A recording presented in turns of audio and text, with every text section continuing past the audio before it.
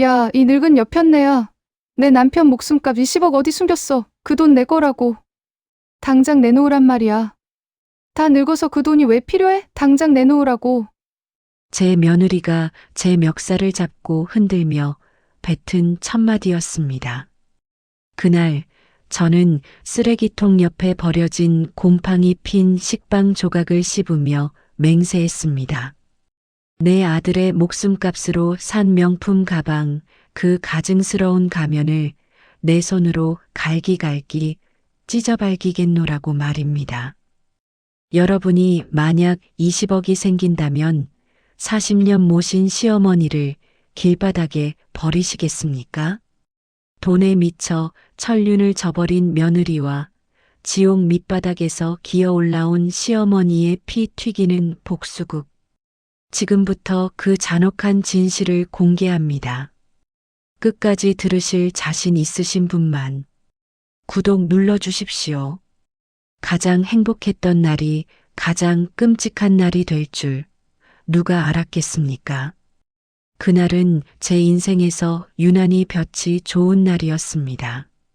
40년을 멸치 국물 냄새 배어가며 키운 아들 진호가 승진했다며 들뜬 목소리로 전화를 걸어온 날이었으니까요.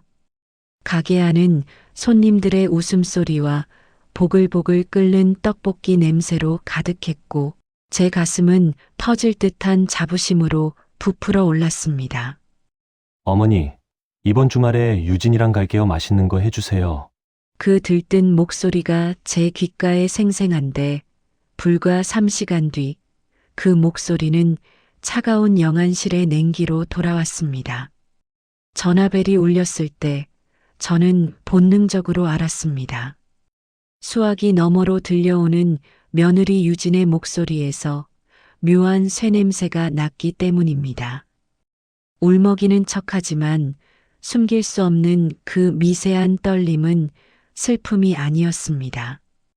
그것은 짐승이 먹잇감을 앞에 두었을 때 흘리는 소름 끼치는 흥분이었지요. 어머니 진호 씨가 교통사고로.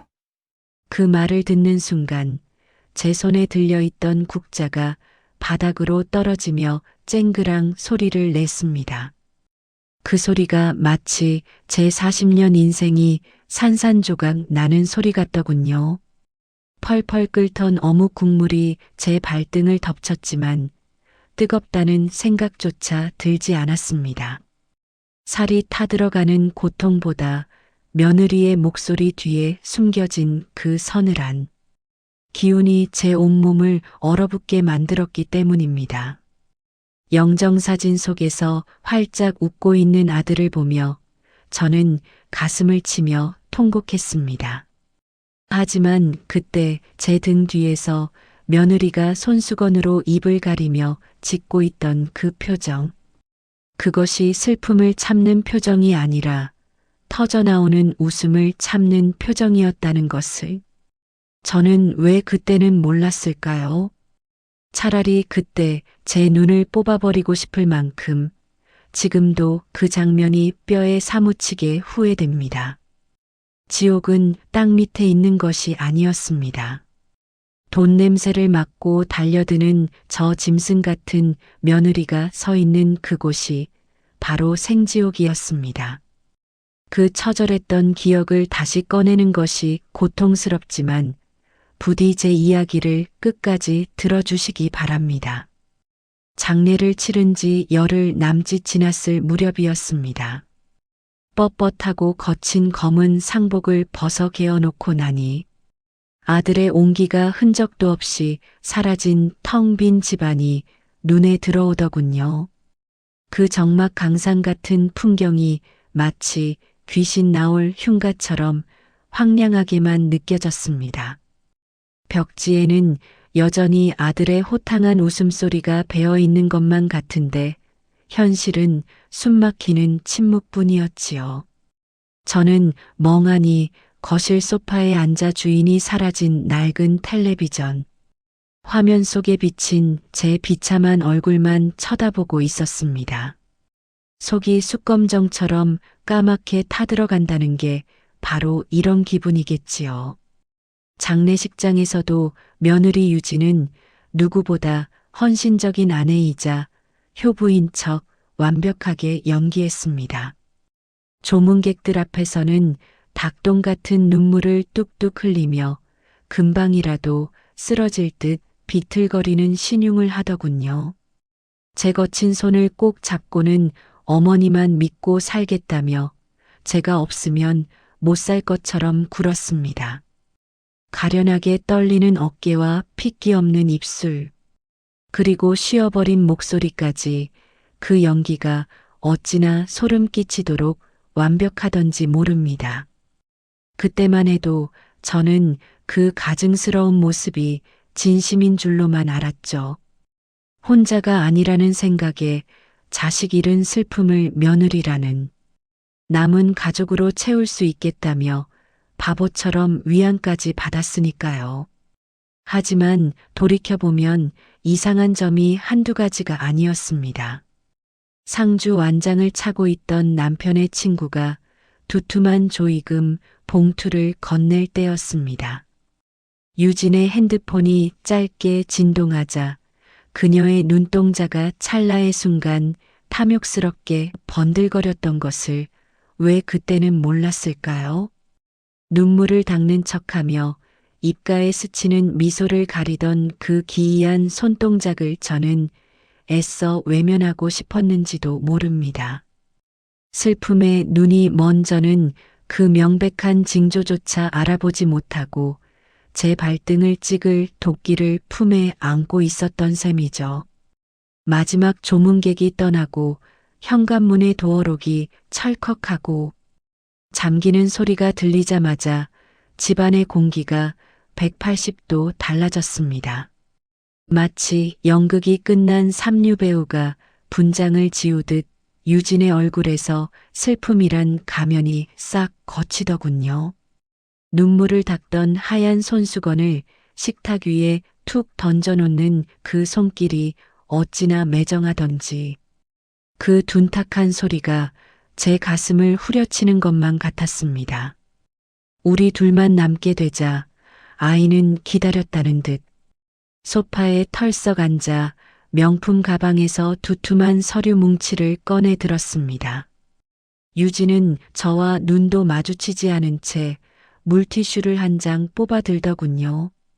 그러고는 제가 장례식 내내 잡고 있었던 자기 손목을 벅벅 닦아내기 시작했습니다. 마치 더러운 오물이라도 묻은 것처럼 피부가 빨개지도록 닦아내는 그 행동에 기가 차서 말이 나오질 않았습니다. 그녀가 탁자 위에 탁 하고 내려놓은 것은 다름 아닌 부동산 등기부등본이었습니다. 종이가 테이블 유리에 부딪히는 소리가 유난히 크고 건조하게 거실을 울렸지요. 유진은 장례식장에서의 그 애절했던 목소리는 온데간데 없이 아주 건조하고 사무적인 어조로 통보했습니다. 이 집의 명의가 이미 자기 앞으로 되어 있다는 충격적인 사실을 말이죠. 진호가 살아있을 때 이미 법적으로 모든 명의를 자기 앞으로 이전해 놨다는 겁니다. 순간 누군가 쇠몽둥이로 뒤통수를 잇는 힘껏 후려치는 것 같아 눈앞이 번쩍했습니다. 손에 쥐고 있던 찻잔이 덜컥거리며 받침에 부딪혀 요란한 소리를 냈지요. 입술이 파르르 떨려 말도 제대로 나오지 않는데 유진은 태연하게 다리를 꼬고 앉아 저를 쏘아보더군요. 어머니도 알고 계시지 않느냐며 뻔뻔하게 되묻는 것이었습니다. 3년 전 진호가 사업 때문에 급하게 필요하다고 했을 때 인감도장 찍어주지 않았냐며 아주 논리정연하게 따져 물었습니다. 그제야 기억이 났습니다. 아들이 어렵게 부탁했을 때 가족끼리 무슨 문제가 되겠냐며 대수롭지 않게 장롱. 깊숙한 곳에서 도장을 꺼내줬던 제 모습이 말이죠. 나프탈렌 냄새가 배인 서랍에서 인감도장을 꺼내 내어줬던 제 어리석음이 사무치게 후회되었습니다. 그때의 저는 정말 꿈에도 몰랐습니다. 그 낡은 도장 하나가, 그리고 제 아들을 믿었던 그 순진한 마음 하나가 훗날 늙은 어미의 목줄을 조이는 올가미가 될 줄은 말입니다. 지금 제 앞에 앉아 있는 여자는 더 이상 가족이 아니었습니다. 빚쟁이가 돈 떼먹고 도망간 죄인을 바라보는 눈빛처럼 감정이라곤 티끌 하나 없는 섬뜩하고 차가운 계산서 같은 눈빛이었지요. 그 눈빛에는 시어머니에 대한 존중도 남편을 잃은 슬픔도 없었습니다. 오로지 이 집을 어떻게 처분해서 돈으로 바꿀까 하는 계산기 두드리는 소리만 귓가에 들리는 듯 했지요. 그래서 어쩌자는 거냐고 겨우 목소리를 짜내어 물었습니다. 제 목소리는 이미 갈라져 쇳소리가 나고 있었죠. 유진은 서류를 탁자 위로 툭 던지며 본색을 드러냈습니다. 제가 계속 살기엔 집이 너무 크지 않냐며 관리하기도 힘들 테니 요양원을 알아봐 줄 테니 거기로 가라는 겁니다. 말은 저를 위하는 척 효도인 양 포장하고 있었지만 그 속내에는 빨리 짐 싸서 나가라는 협박이 들어 있었습니다. 마치 거대한 비단구렁이가 제 몸을 천천히 감아오는 듯 소름이 끼치더군요. 기가 막혀서 숨이 쉬어지지 않았습니다. 가슴을 주먹으로 쾅쾅 치고 싶을 만큼 답답했지요. 이 집은 제가 40년을 살아온 터전이었습니다. 벽지 하나와 장판 하나에 제 손때가 묻어 있고 진호를 낳아 기른 곳이며 먼저 간 남편과의 추억이 서린 제 인생 그 자체였습니다. 창문 너머로 불 꺼진 분식집 간판이 보였습니다. 진호가 15살 때 저와 함께 사다리 타고 올라가 삐뚤빼뚤 달았던 그 간판이 오늘따라 처량하게 느껴지더군요. 마치 주인 잃은 늙은 개처럼 말입니다. 같이 밥 먹던 식탁까지 내놔야 하냐는 제 목소리는 거의 들리지도 않을 만큼 작고 초라했습니다. 비굴하게 들릴까봐 입술을 꽉 깨물어 피맛이 배어 나왔습니다. 하지만 유진은 대답 대신 핸드폰을 꺼내 들며 귀찮다는 표정을 짓더군요. 손톱에 칠한 매니큐어가 벗겨졌는지 인상을 찌푸리며 쏘아붙였습니다. 집값도 올랐고 자기도 살아야 하지 않겠냐는 논리였습니다. 진호 병원비 때문에 빚이 많다는 핑계를 대는데 그 뻔뻔한 얼굴을 보며 비로소 깨달았습니다. 아, 이 아이에게 나는 시어머니가 아니라 빨리 치워버려야 할 냄새나는 짐짝일 뿐이구나 하고요. 만약 진호가 살아있어서 이 꼴을 봤다면 그 착해 빠진 놈이 얼마나 가슴을 쳤을까요? 아니, 어쩌면 진호도 이 여자에게 속아 넘어가 저 몰래 가슴앓이만 하다 간 것은 아닐까요? 그런 생각을 하니 억장이 무너져 내리는 것만 같았습니다. 그날 밤 저는 이불을 머리 끝까지 뒤집어 쓰고 누워 있었지만 잠은 오지 않았습니다. 심장이 너무 빨리 뛰어 갈비뼈가 아플 지경이었으니까요. 커튼 사이로 스며드는 가로등 불빛에 먼지들이 춤추는 게 보였습니다. 세상이 소리 없이 그리고 아주 천천히 무너져 내린다는 게 바로 이런 거구나 싶었지요. 내 집 천장이 무너져 내려 나를 짓누르는 듯한 압박감에 저는 밤새 숨죽여 울어야만 했습니다. 베갯잎이 축축하게 젖어 들어갈수록 제 안의 분노는 차갑게 식어 날카로운 칼날이 되어가고 있었습니다. 그것이 제 지옥의 시작이었습니다. 결국 저는 제 발로 그 지옥 같은 집을 걸어 나오고 말았습니다. 유진이 정해준 기한은 한 달이었지만 숨이 막혀서 단 하루도 더 버틸 재간이 없었기 때문이죠. 매일 아침 밥상머리에서 저를 마치 더러운 벌레 보듯 하는 그 도끼 서린 눈빛을 마주하느니 차라리 길바닥에서 얼어 죽는 게 낫겠다 싶었습니다. 보름 만에 짐을 싸서 나오는데 제가 챙긴 거라고는 낡아 빠진 검은색 비닐 가방 하나가 전부더군요. 그 안에는 아들 진호의 코올리게 시절 사진 몇 장과 해진 속옷, 그리고 친정 어머니가 물려주신 은수저 한 벌뿐이었지요. 40년을 치열하게 살아온 제 인생의 무게가 고작 비닐 가방 하나에 다 들어간다는 게 너무나 허무해서 헛웃음만 나왔습니다. 그때는 왜 몰랐을까요? 인생이라는 게 빈손으로 왔다가 결국엔 빈손으로 가는 것임을 말이죠. 대문을 나서며 뒤를 돌아보니 분식집 간판은 새 주인이 떼어낼 거라며 인부들이 망치를 들고 만지작거리고 있더군요. 곧이어 쿵 하고 간판이 바닥으로 떨어지는데 그 둔탁한 소리가 마치 제 심장이 박살나는 소리 같았습니다. 저는 차마 그 조각난 간판을 더 볼 수 없어 도망치듯 골목을 빠져나왔지요. 등 뒤에서 들려오는 쾅쾅거리는 망치질 소리가 제 가슴에 대못을 박는 것만 같았으니까요. 버스 정류장 의자에 앉아 새벽바람을 맞고 있는데 4월 초여름이라는 계절이 무색하게 뼈가 시리도록 추웠습니다.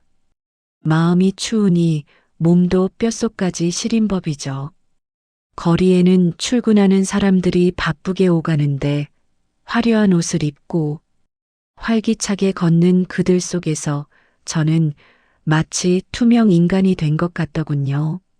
누구도 저를 쳐다보지 않았고 아니 봐도 못 본 척 더러운 오물을 피하듯 코를 찡그리며 슬쩍 비켜서 지나쳐갔습니다.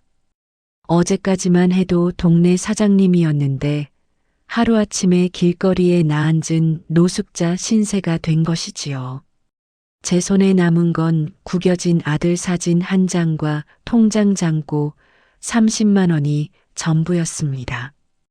한 달에 40만 원 나오는 국민연금으로는 서울 하늘 아래 곰팡내. 나는 쪽방 보증금도 마련하기 힘든 게 현실이었죠. 저는 갈 곳도 정하지 못한 채 그저 발길 닿는 대로 넋 나간 좀비처럼 걷고 또 걸었습니다. 낡은 운동화 밑창이 닳아 발바닥에 물집이 잡히고 터져서 걸을 때마다 찌릿한 통증이 올라왔지만 멈출 수가 없더군요. 멈추면 정말 그 자리에서 죽어버릴 것만 같았기 때문입니다. 시장을 지나고 다리를 건너 낯선 동네 공원에 도착했을 때는 해가 뉘엿뉘엿 기울고 있었지요.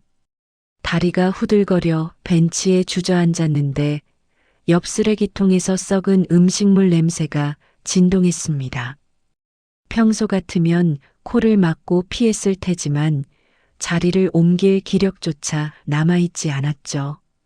위장이 꼬이는 듯한 통증에 식은땀이 줄줄 흐를 정도로 배가 고팠기 때문입니다. 그때 쓰레기통 옆에 누군가 버리고 간 하얀 비닐봉지 하나가 눈에 들어오더군요.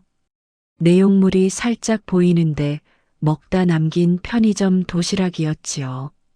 반쯤 남은 김밥 꽁다리와 말라 비틀어진 단무지가 들어 있었습니다.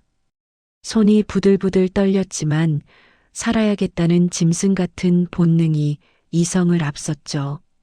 주위를 두리번거리다 황급히 봉지를 집어들어 딱딱하게 굳은 김밥 한 조각을 입에 넣었습니다. 씹을수록 밥알이 모래알처럼 서걱거리더군요.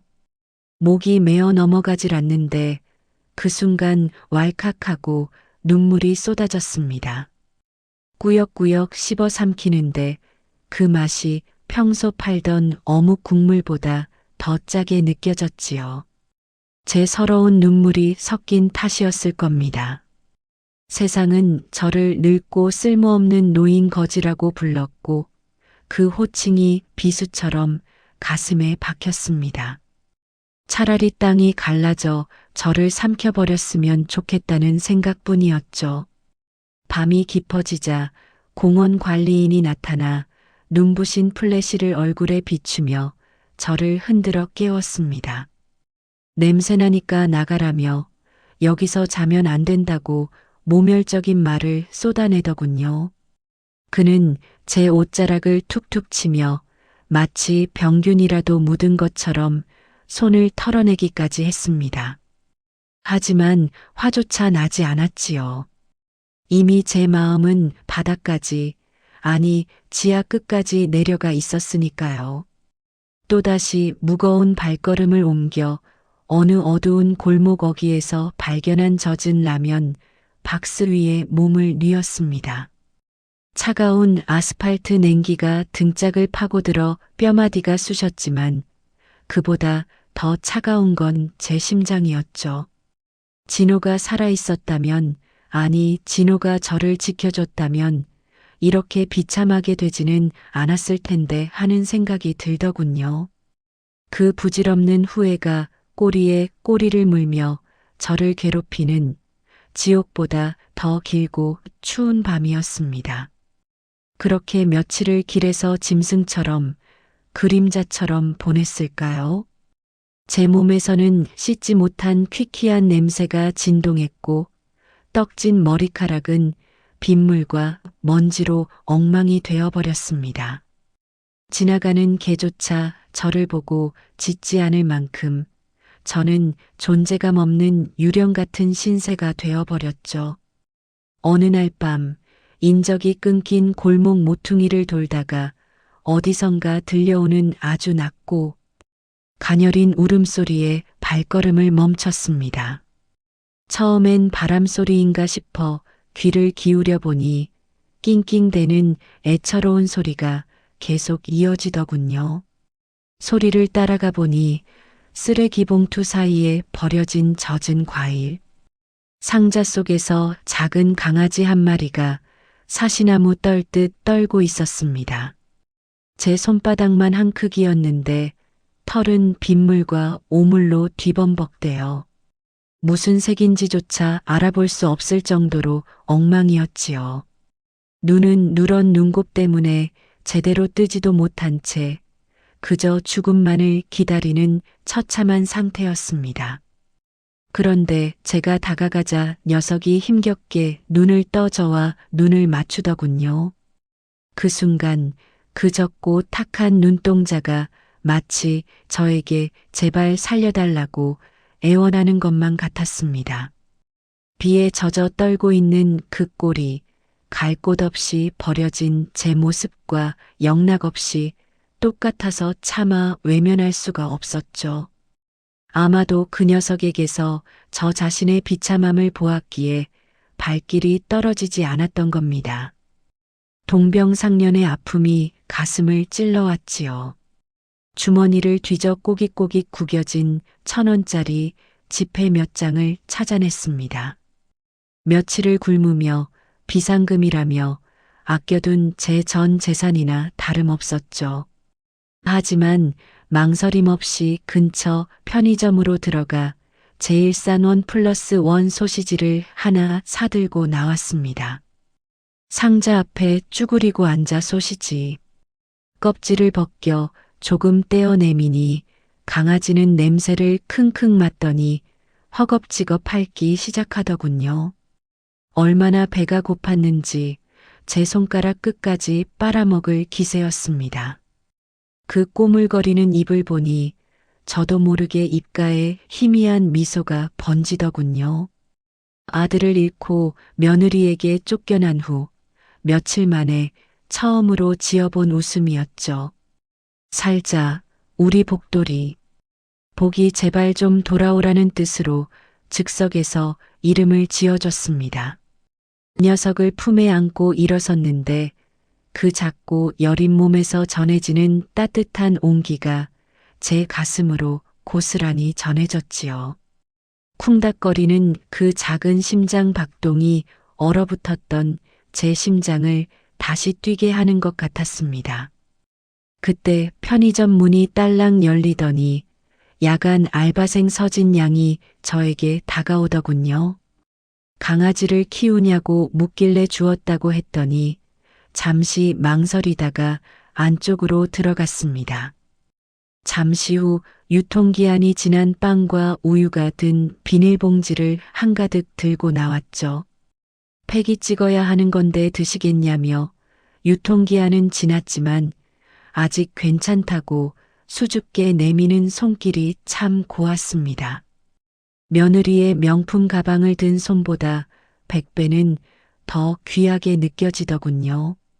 그녀의 눈빛에는 동정이 아닌 따뜻한 관심이 담겨 있었지요.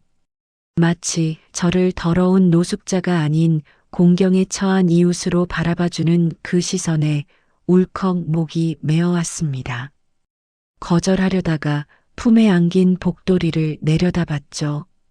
이 작은 생명을 먹여 살리려면, 젖이라도 물리려면 제가 먼저 살아야겠다는 생각이 들었기 때문입니다. 자존심 같은 건 사치였지요.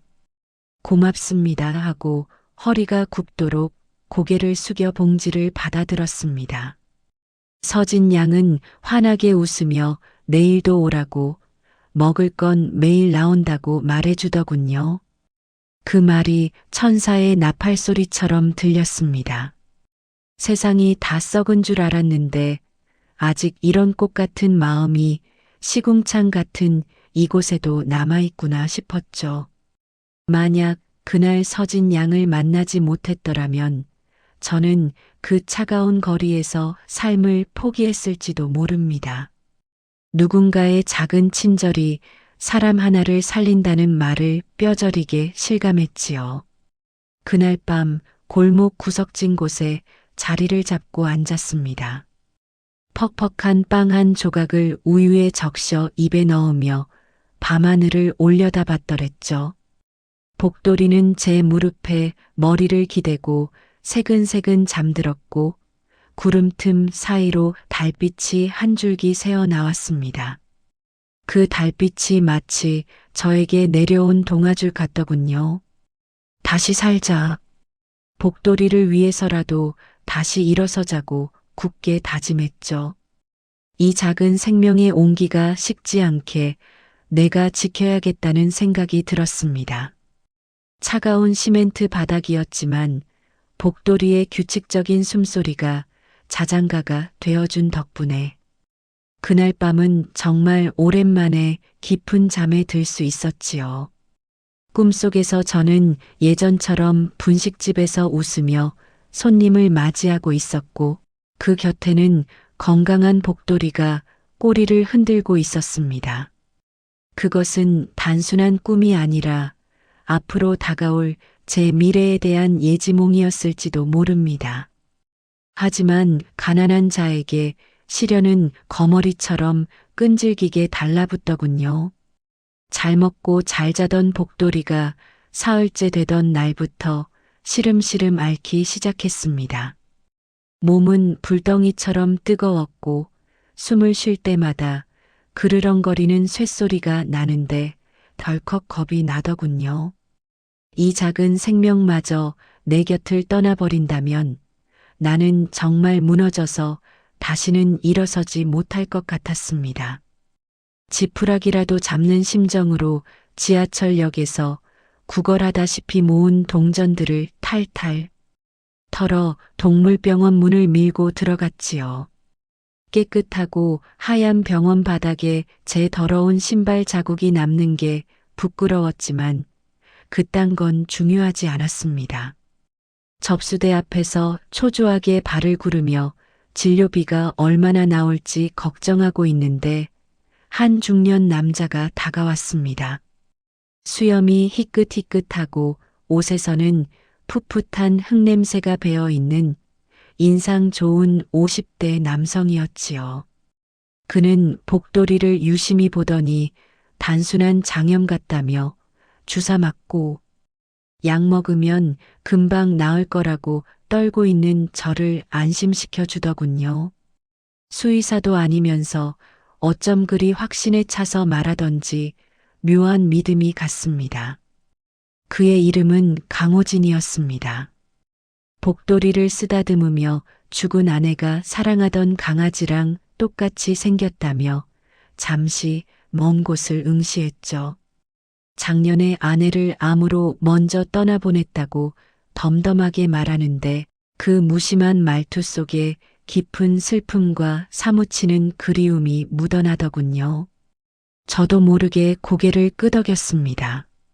저 또한 아들을 잃었다고 자식 잃은 어미의 찢어지는 심정을 털어놓았지요. 자식을 잃은 어미와 아내를 잃은 남편. 서로의 상처를 확인하는 데는 구구절절한 설명이 필요 없었습니다. 그 짧은 침묵과 눈빛 교환만으로도 100마디 위로보다 더 큰 위안이 되더군요. 당신도 많이 아프군요. 나처럼 하는 마음이 통했으니까요. 진료가 끝나고 계산대 앞에 섰을 때 호진 씨가 불쑥 자신의 카드를 간호사에게 내밀었습니다. 제가 내겠다며 나서는 겁니다. 화들짝 놀라 거절하려 했지만 그는 고개를 저으며 뜻밖의 제안을 했죠. 혹시 일자리를 찾고 계시냐고 묻더군요. 시골에 작은 농장을 운영하는데 일손이 턱없이 부족하다며 숙식 제공해 줄 테니 함께 가보지 않겠냐는 겁니다. 강아지도 눈치 안 보고 마음껏 키울 수 있게 해주겠다면서요. 처음엔 사기꾼은 아닐까 의심도 들었죠. 서울 바닥에서 험한 꼴 다 봤는데 낯선 호의가 무서웠습니다. 됐습니다. 저 갈 때 있어요. 하고 돌아서려는데 호진 씨가 한마디 툭 던지더군요. 어르신은 굶어도 되지만 그 강아지는 살려야죠. 우리 농장에 흙 밟게 해주면 금방 뛸 겁니다. 그 말 한마디가 제 발목을 잡았습니다. 나 때문이 아니라 이 작은 생명 때문에 저는 그 차에 올랐습니다. 생판 남인 저에게, 그것도 거짓골을 한 노인에게 베푸는 그 호의가 믿기지 않았지만 운전대를 잡은 그의 옆모습을 보니 투박한 진심이 느껴지더군요. 흙을 만지는 사람 특유의 정직함이 보였습니다. 어쩌면 이것이 하늘이 제게 주는 마지막 동아줄일지도 모른다는 생각이 들었지요. 더 이상 잃을 것도 없었고 사람을 짐짝 취급하는 서울이라는 이 차가운 도시가 지긋지긋했으니까요. 그렇게 호진 씨의 차를 타고 꼬불꼬불한 산길을 지나 도착한 곳은 산자락 아래 펼쳐진 그림 같은 마을이었습니다. 차 창문을 여니 논밭 사이로 불어오는 바람에 풋풋한 흙냄새와 풀냄새가 실려오는데 매연에 찌든 가슴이 뻥 뚫리는 것 같았죠. 농장은 생각보다 훨씬 넓었습니다. 잘 가꿔진 초록색 채소밭과 비닐하우스, 그리고 꼬꼬댁거리는 닭장까지 갖춰져 있었지요. 죽음의 냄새가 아닌 생명력이 넘치는 곳이었습니다. 호진 씨가 안내한 곳은 농장 한편에 있는 작은 황토 별채였습니다. 방은 작지만 먼지 하나 없이 깨끗했고 창문을 여니 붉은 노을빛이 방 안 가득 쏟아져 들어오더군요. 복돌이는 다 나았는지 신나서 마당을 뛰어다니며 꼬리를 흔들었습니다. 녀석도 여기가 마음에 든 모양이었죠. 그날 밤 저는 깨끗하고 뽀송뽀송한 이불에 누워 천장을 바라보며 손끝으로 까슬까슬한 이불의 감촉을 느꼈습니다. 눅눅한 라면 박스가 아닌 진짜 이불의 감촉이라니. 이곳에서라면 다시 시작할 수 있겠구나 싶더군요. 벼랑 끝처럼 차갑고 위태로웠던 제 가슴에 희망이라는 작은 싹이 트는 기분이었습니다. 그렇게 저는 흙냄새 속에서 다시 사람답게 살 준비를 시작했습니다. 어느 날은 농장에 검은색 고급 세단이 한 대 들어오더군요. 지역 국회의원 배지가 달린 옷을 입은 중후한 신사가 차에서 내리더니 밭일하던 호진 씨를 보고는 허리를 90도로 굽혀 인사를 하는 게 아니겠습니까? 알고 보니 호진 씨는 이 지역 유지이자 존경받는 농업 전문가였던 겁니다. 그 의원은 저에게도 깍듯하게 고개를 숙이며 어르신이라 부르더군요.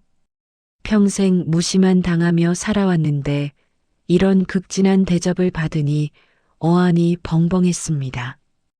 호진 씨는 껄껄 웃으며 저를 이 농장의 안주인이나 다름없는 분이라며 치켜 세워주었죠. 그 말 한마디가 제 구겨진 어깨를 펴주었고 잃어버렸던 자존감을 되찾게 해주었습니다. 저는 더 이상 며느리에게 쫓겨난 비참한 시어머니가 아니었습니다. 당당한 농장의 일꾼이자 누군가에게 필요한 존재가 되어가고 있었으니까요. 흙을 만지며 땀 흘리는 삶이 사람을 얼마나 정직하고 건강하게 만드는지 저는 그때 처음 알았지요. 계절이 바뀌고 농장 생활에도 제법 익숙해졌습니다.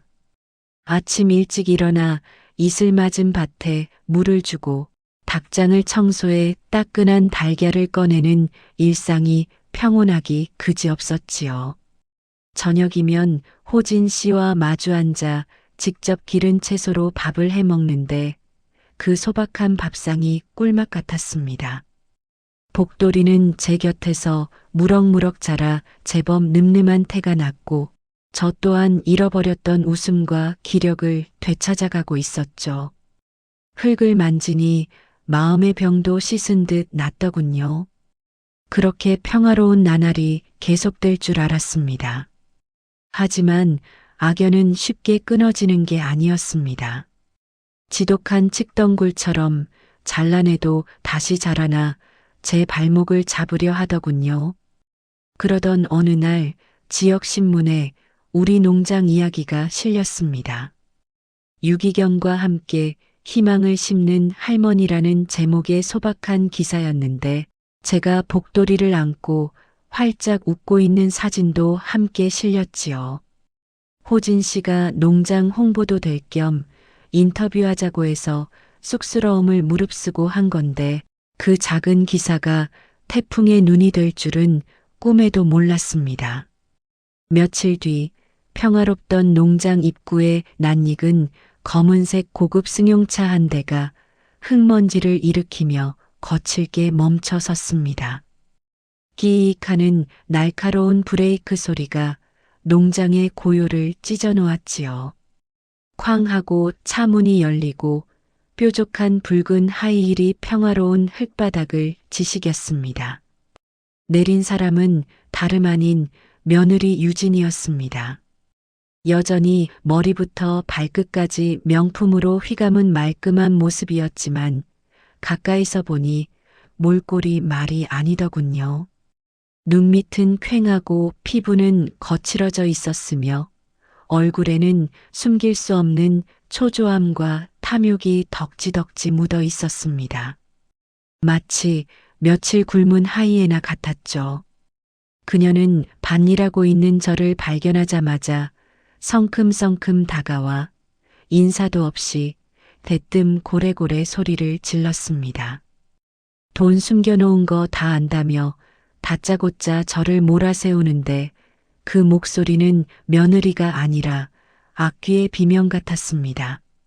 목소리는 당당한 척하려 했지만 눈빛은 이미 돈에 미친 사람처럼 번들거렸습니다. 제가 돈을 숨겨놓고 농장주 행세를 한다고 굳게 믿고 있는 눈치였지요. 그때는 몰랐습니다.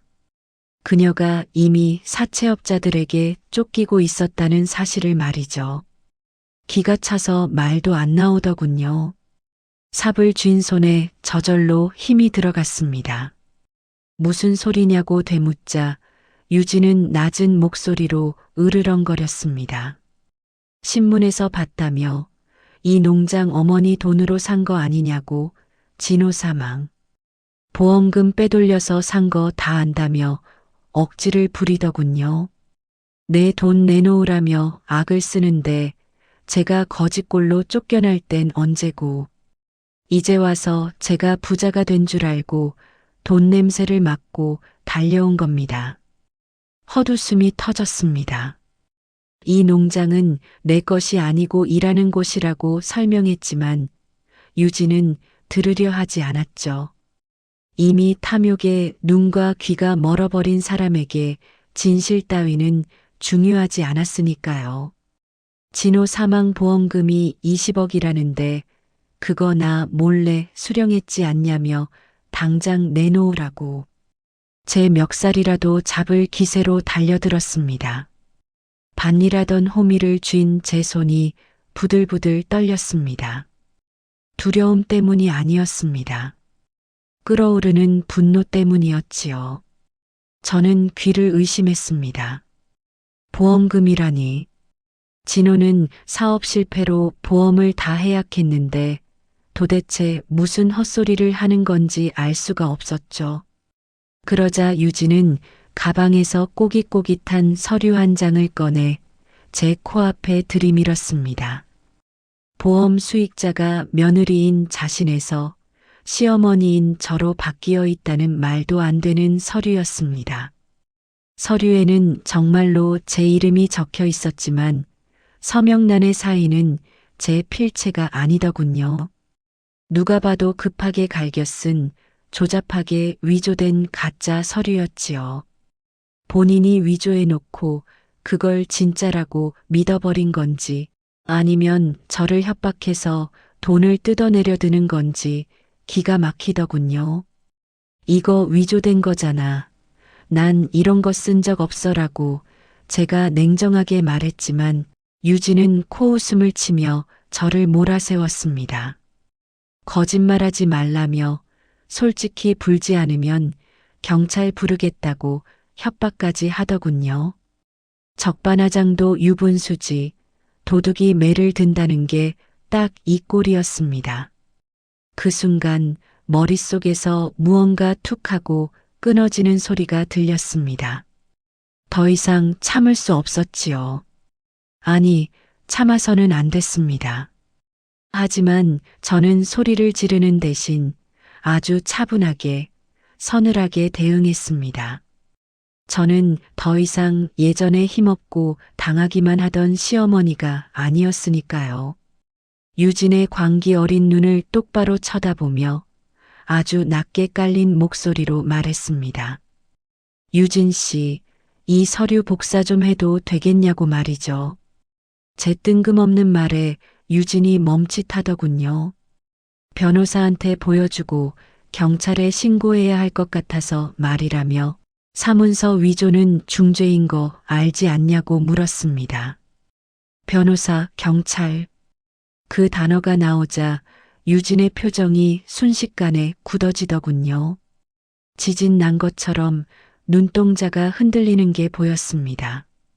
위조 서류 들고 협박까지 했으니 감옥 갈 준비 단단히 해야 할 거라고 쐐기를 박자 그제야 유진은 당황하며 뒷걸음질을 쳤습니다. 아니 그게 무슨 소리냐며 말도 제대로 잇지 못하더군요.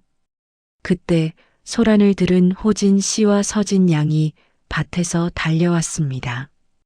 호진 씨는 손에 든 쇠스랑을 쿵 하고 땅에 찍으며 무서운 표정으로 유진을 노려보았습니다.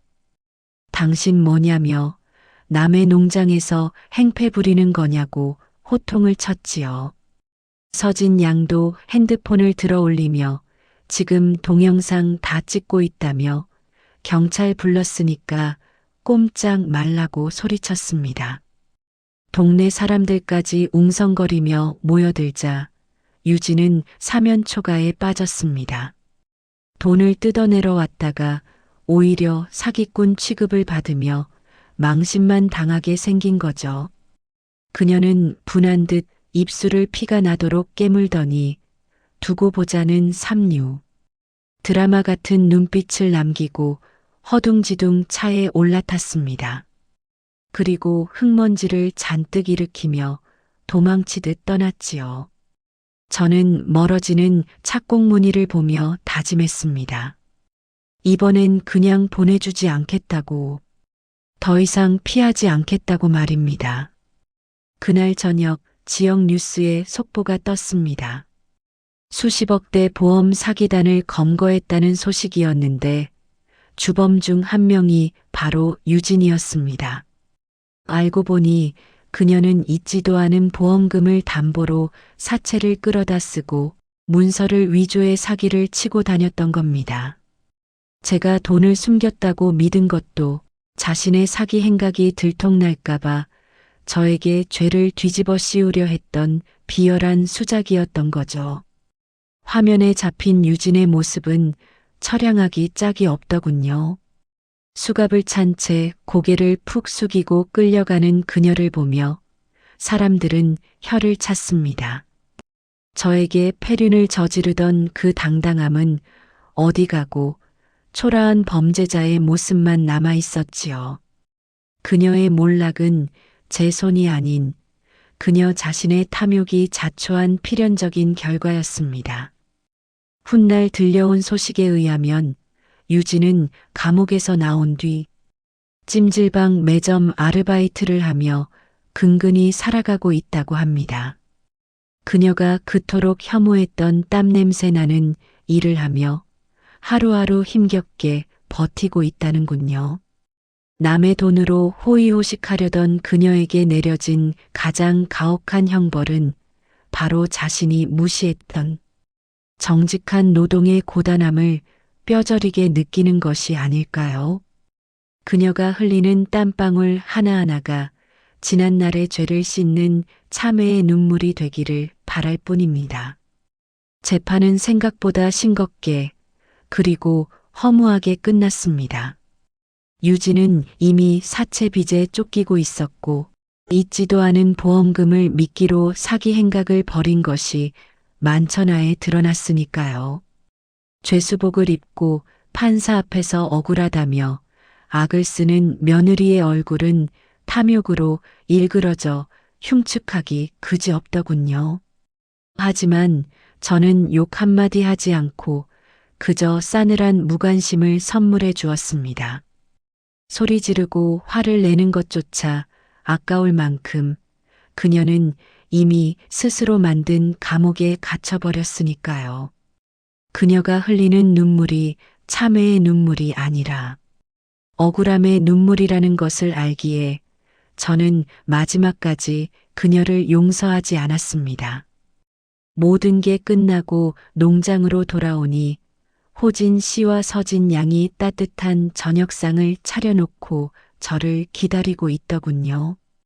보글보글 끓는 된장찌개를 함께 떠먹으며 문득 그런 생각이 들었습니다. 인생도 이 찌개 같구나. 식어서 차갑게 굳어버린 것 같아도 다시 불을 지피고 좋은 재료를 넣고 정성을 들이면 이렇게 다시 뜨겁게 끓어오르는구나 하고요. 서로의 밥그릇을 챙겨주고 아플 때 진심으로 걱정해주는 이 사람들. 저는 이제야 깨달았습니다. 피를 나눈 것만이 가족이 아니라는 것을요. 함께 밥을 먹고 서로의 체온을 나누는 식구야말로 진짜 가족이라는 사실을 말입니다.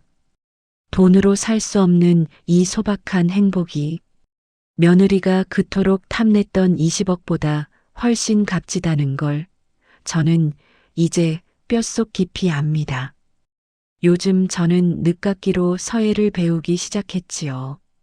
먹을 갈 때 나는 은은한 묵향이 마음을 차분하게 해주더군요.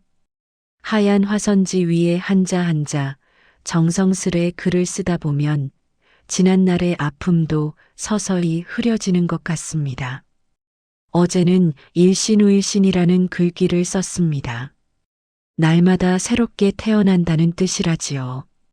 그 글귀처럼 저도 이제 지난날의 그림자를 털어내고 매일매일 새로운 저를 만나고 있습니다. 농장 한편에 핀 코스모스를 바라보며 차 한 잔 마시는 여유가 이렇게 달콤한 것인 줄 예전엔 미처 몰랐죠.